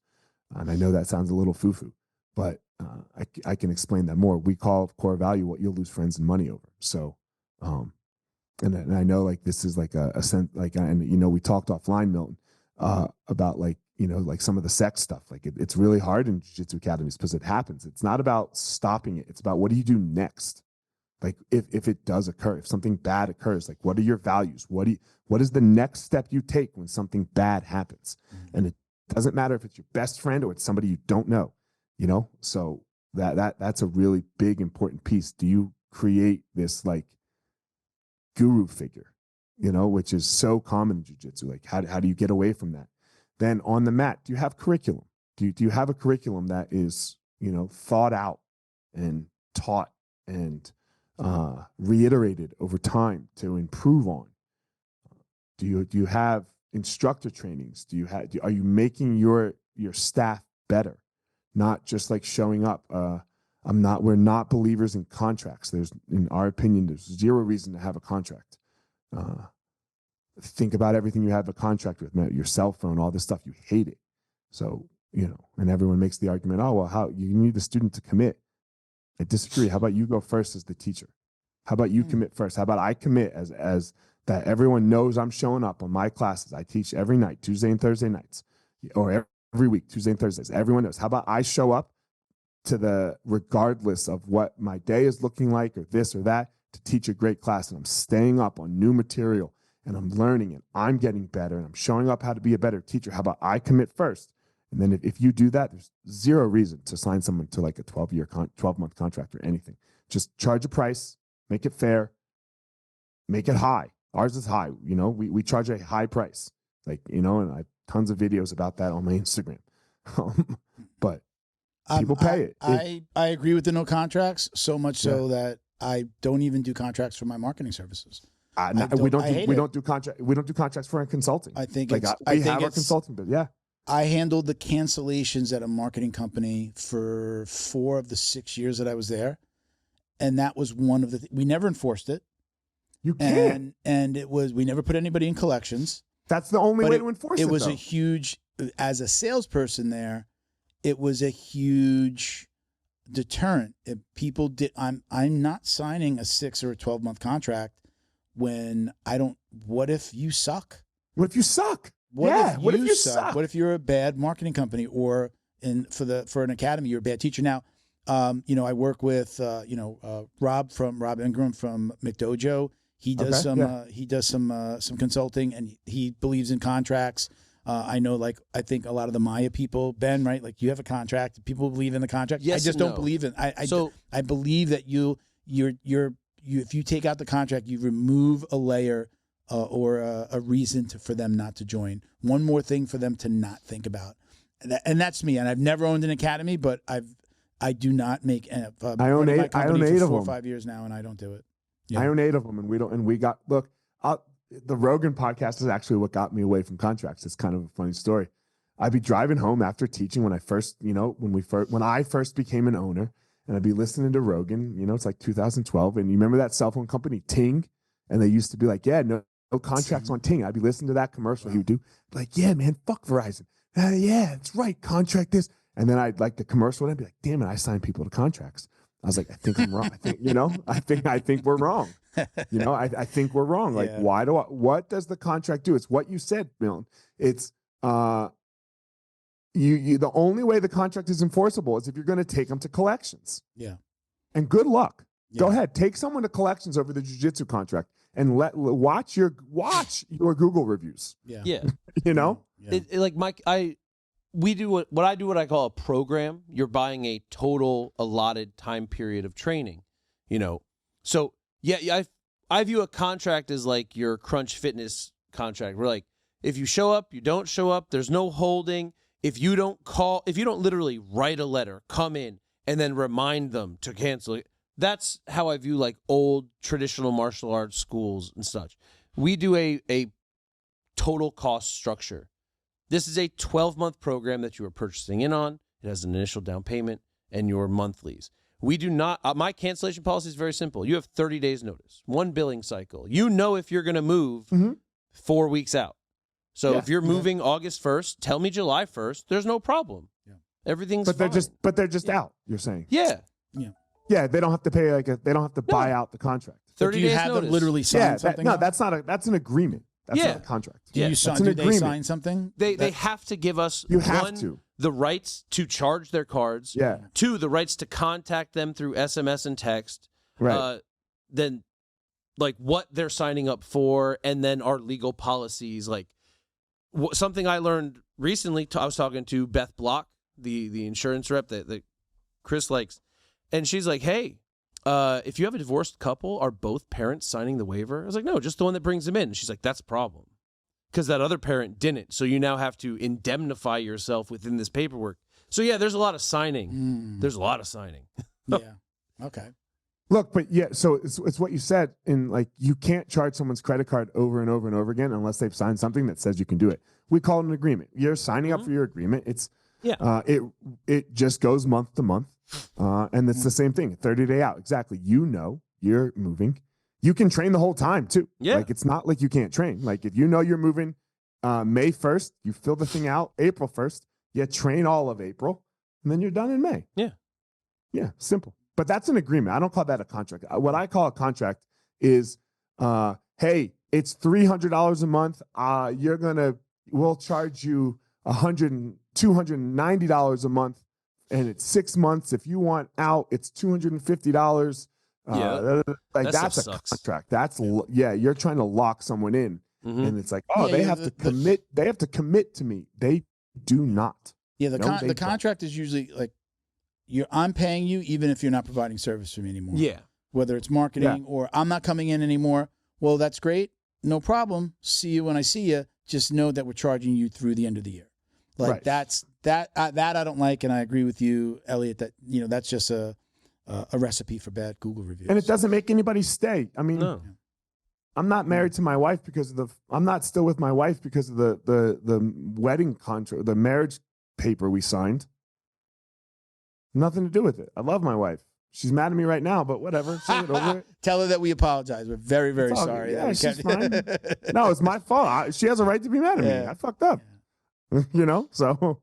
I mean, she left early. She could have waited. She could have waited, yeah. But it is. But that's what it is for me. So, and then really, again, getting back to like the schools.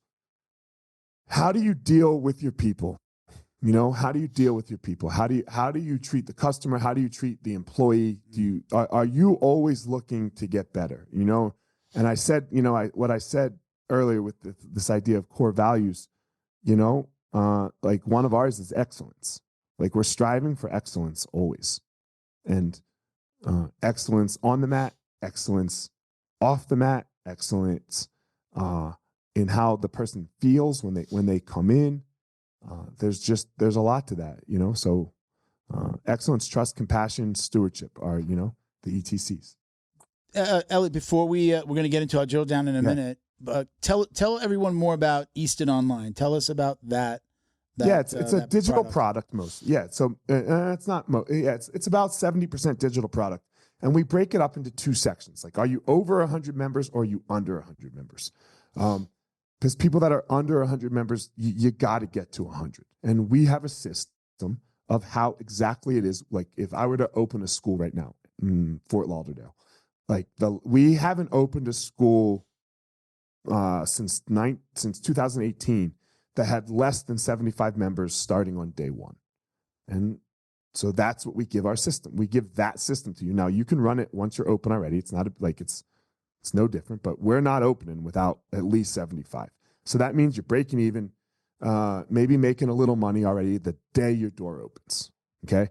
The other product that we have is once you have over 100 members, and we call that our accelerator program. And it's literally everything we do from A to Z on how we run our schools, how we see vision, how we see values, how we see our mission, how we do our sales, how we do our marketing, how we train our staff, how we hold our meetings, all of our curriculums, everything. Okay. And they're very, very expensive programs. Like, you know, like back in the day, they're just, you know, break the bank expensive.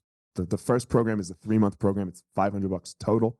And then the second, you know, the second program. I'm like, Jesus, wow, he's not going to get anybody buying in on this. It's so expensive.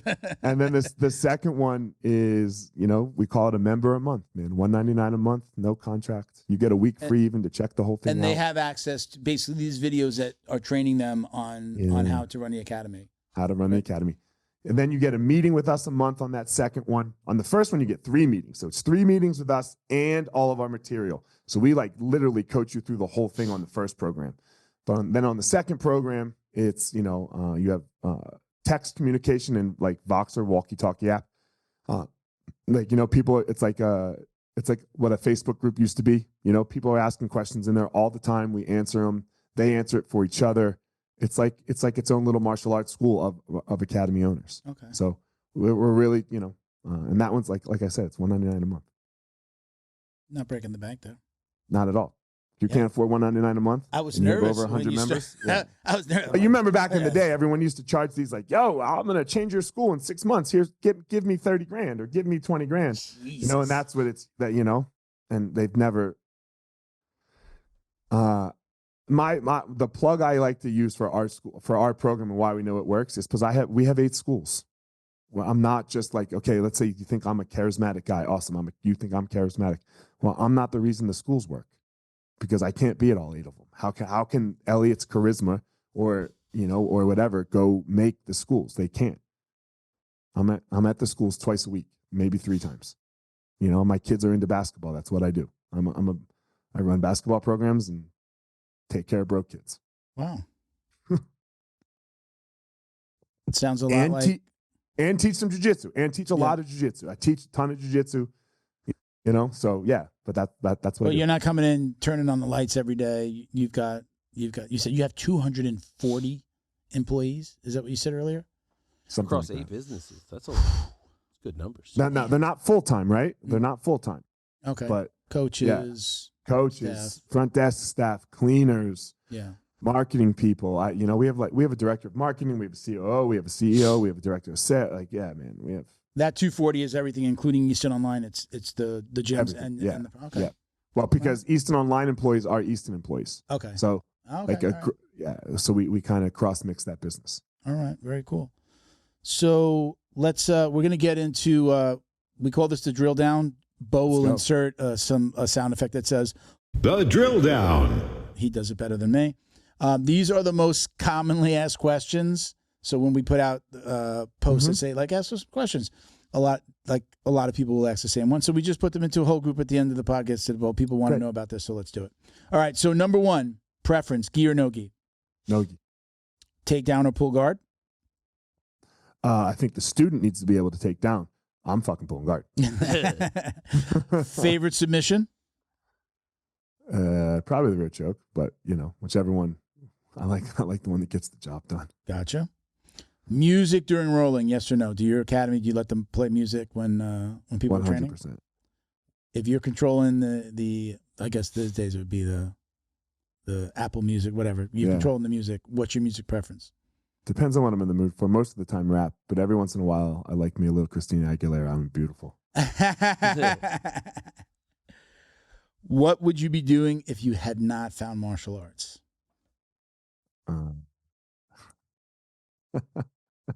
I got asked this question once, and my answer then was probably it was so. He was like, somebody asked me this, and I don't know what I would do in my life, so I went with the most outlandish thing opposite of what I'm into, and I said gay porn. So it's like I don't know what I would do with my life. You and Christian should talk about his OnlyFans. I don't know. What would I do? I have no clue, man. Like, I've been doing martial arts and dedicated my whole life to it since I was 6 years old. Yeah. I don't know. I don't really know. There wasn't ever a time where you were like, I want to be a fireman. I want to. I wanted to be an actuary for a minute, but then I was like, yeah, fuck that. Speaking of which, your Instagram handle is Fire Marshall, right? It's Wait, what is an actuary? You remember the movie Along Came Polly with Ben Stiller and Jennifer Aniston? I want to say calculate. You calculate risk. Oh, okay. You calculate risk. That's usually like in the insurance industry. Yeah. Okay. Yeah. He was an actuary. Gotcha. Like, when are you gonna die? What Yeah. Well, that's not real fun at all. Fun stuff. You better love numbers. Oh, I'm sure. So, you were talking about constantly getting better as a coach, Eliot. Are you somebody who consumes a lot of like tutorials online? Are you watching people and like picking up moves? Like, where are you supplementing or just getting your new info from? Yeah, I believe everyone needs to have teachers in their life. And with the online thing now, you don't really you don't need as much to be in front of them if you're good enough. Like, this is a double-edged sword here. So if you're like a white and a blue belt, I think it's really hard to learn online because you need a teacher. But I think I'm to the point where I need a little bit less of it. I need a little less of that personal touch. So look, it's Jason Rao, John Donaher, and Gordon. That's where I get my stuff. Gotcha. BJJ Fanatics. So are you talked before about, you said after Drew Dober's done fighting, and who else did you mention? Miranda Maverick. Miranda Maverick. After you said something about when they're done fighting, I'm done. Are you like religiously watching UFCs on the weekend? I mean, there's a UFC just about every weekend now. Do you consume? Do you watch? No, just for your fighters? Yep. You just going with your fighters? Because I study, I study what I need to. I put a lot into what I think they need to do. So I watch a lot of jiu-jitsu. I take a lot of jiu-jitsu and figure out how to use it for MMA well.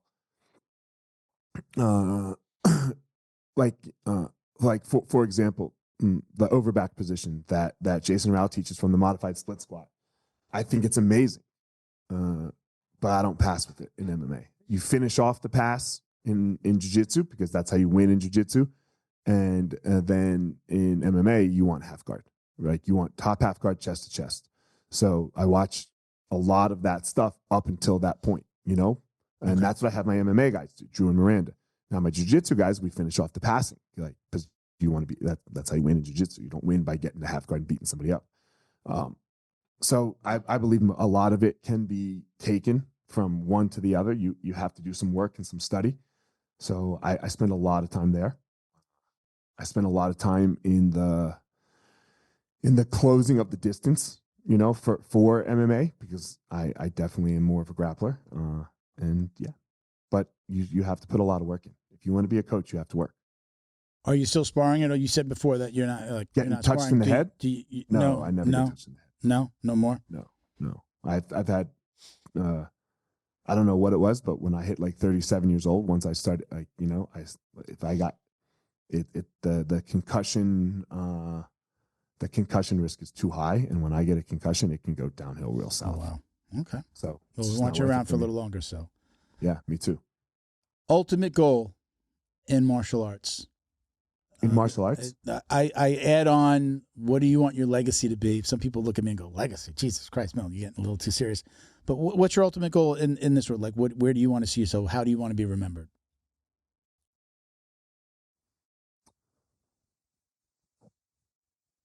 If it ended now, I'd be fine.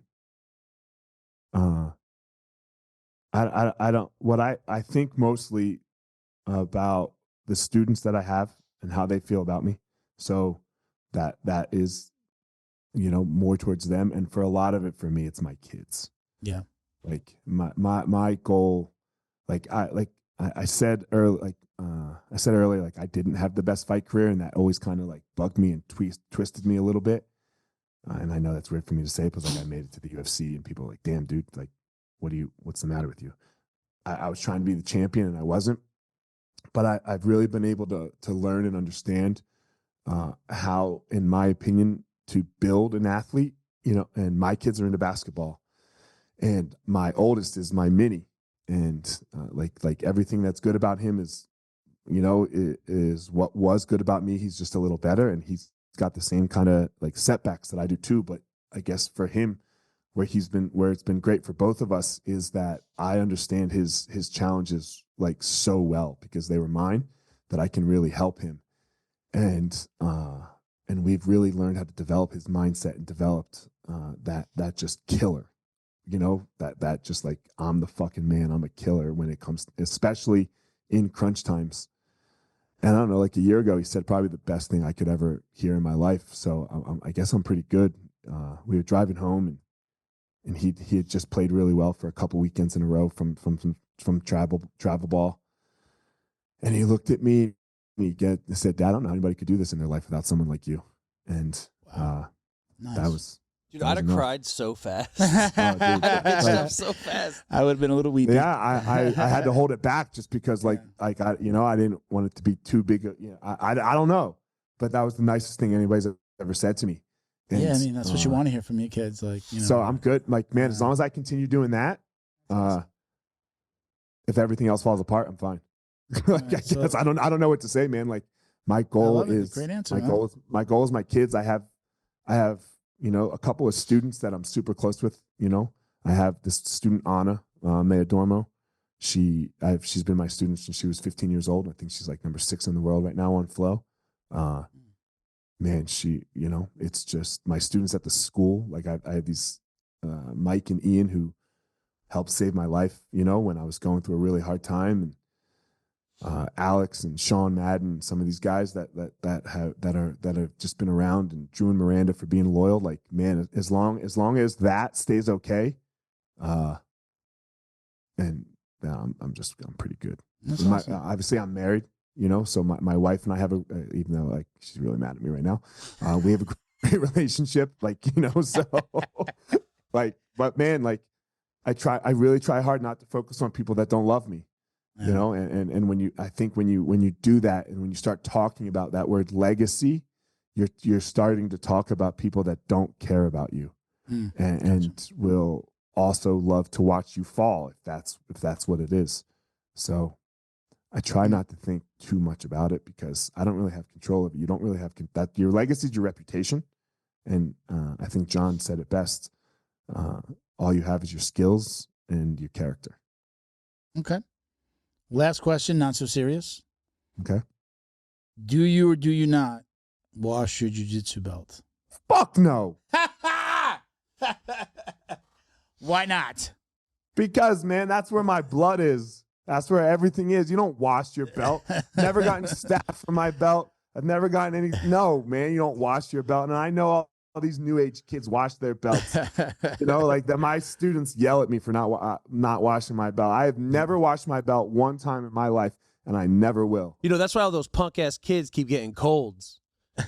They're too soft.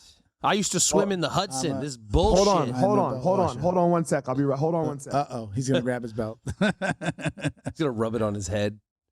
You're gonna get a text next week. What's this look like to you? Hey, well, shout out to BioPro and the BJJ box. You can check out BioPro at bioproteintech.com. Get $30 off with code JJD. Go ahead. I have my white belt. I have my original white belt hanging on my wall over here, and I was trying to go get it. Okay. It's got blood. It's almost brown. No, you don't wash your belt, man. Fuck out of so here. You're of the it has the blood of my fallen. You have the blood of Leheal. It has my blood. It has their blood. It has everything. It's got all the staff, right? Like, you know. Like, yeah, man, it's got the ringworm. What makes you strong, bro? Yeah, man. My brother gives you the technique and the leverage to be able to do jiu-jitsu. And without the technique and the leverage and the blood, man, you got no jiu-jitsu.